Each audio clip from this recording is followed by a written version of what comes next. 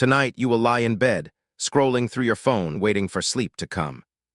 It won't come easily. Your mind will race through tomorrow's tasks, yesterday's conversations, that thing you forgot to say. But the real answer to why your brain does this is far stranger than stress, or screens, or coffee. For most of human history, the night was not a quiet box you climbed into and disappeared from.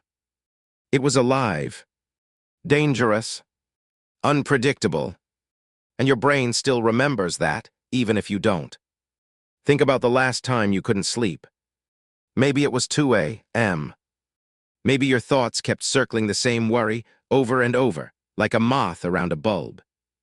You probably blamed yourself. Too much caffeine, too much screen time, not enough exercise. But here's the strange part. Long before screens existed, long before coffee, long before electric light, humans still woke up in the middle of the night. Regularly. On purpose almost. And it wasn't a malfunction. Anthropologist Carol Worthman spent years studying sleep patterns in pre-industrial societies, communities that had no electricity, no clocks, no artificial light at all. What she found broke almost everything modern science assumed about normal sleep. These communities didn't sleep in one long, unbroken block. They slept in segments. A period of sleep after dark, then a stretch of wakefulness in the middle of the night, then a second sleep before dawn. During that middle stretch, people didn't toss and turn in frustration.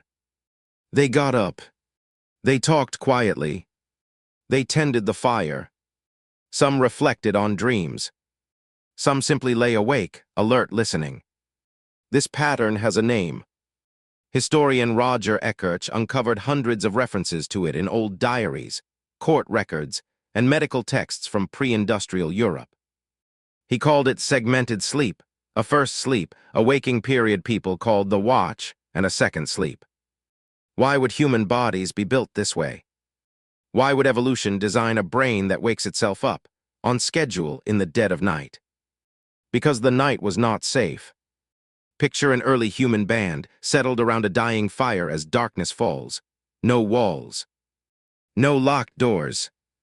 Just a thin perimeter of firelight holding back an enormous, unknown dark. In that dark were predators. Large cats with night vision far sharper than human eyes. Hyenas. Other groups of humans, sometimes hostile, sometimes desperate. The night was the most dangerous 12 hours of the day, and everyone knew it.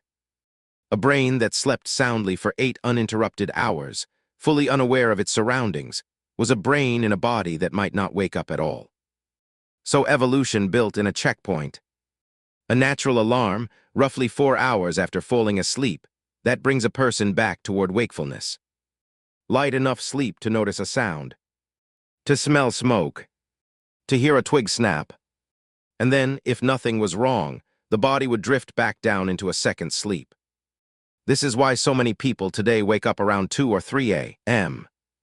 For no obvious reason. Your body isn't broken. It's running a program that's been running for hundreds of thousands of years. But there's something else happening during that midnight wake period. Something that might explain more about your mind than you'd expect. That stretch of quiet wakefulness, the watch, wasn't just for safety. It appears to have served a psychological function too. The world is dark and still. The fire crackles low. Everyone else is asleep, or half asleep, breathing slowly around you. There's nothing to do, no tasks. No conversations to plan. Just you, your thoughts, and the night. For ancient humans, this might have been one of the only times in the day with true mental stillness. No hunting. No gathering. No social negotiation. Just open, undirected thought. Some researchers believe this nightly stillness played a role in processing the day's events, sorting memories, working through unresolved emotions, even generating insight. A kind of nightly mental filing system, running while the body rested but the mind didn't fully shut down. Sound familiar, that 2 a.m.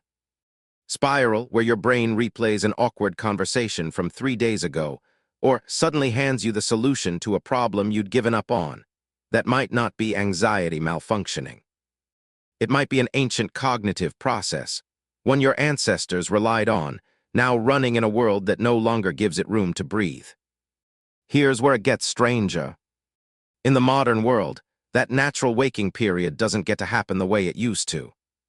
Instead of sitting quietly by a fire, processing thoughts in the dark, most people reach for a phone.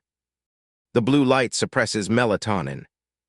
The endless scroll keeps the brain in a state of low-grade alertness, similar to scanning the darkness for danger, except now the danger is a notification, an email, a comment on something you posted hours ago. Neuroscientist Matthew Walker has spent decades studying what happens when this natural rhythm gets disrupted. His research suggests that artificial light exposure at night doesn't just delay sleep. It can shift the entire internal clock, training the body to expect activity, alertness, and stimulation during hours it evolved to treat as a pause. So when you wake at 2 a.m. and immediately reach for your phone, you're not giving your brain the quiet watch period it expects. You're feeding it exactly the kind of stimulation that, to your ancient nervous system, would signal something is wrong. Something requires attention. Stay alert. No wonder it's so hard to fall back asleep. There's another piece to this puzzle, and it involves something most people have felt but never really questioned: the strange, low-grade dread that can creep in during a sleepless night. That feeling that things seem worse at 3 a.m. than they did at 3 p.m.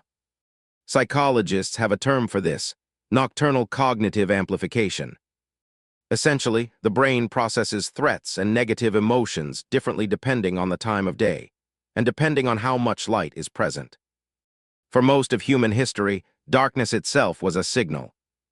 Reduced visibility meant reduced safety.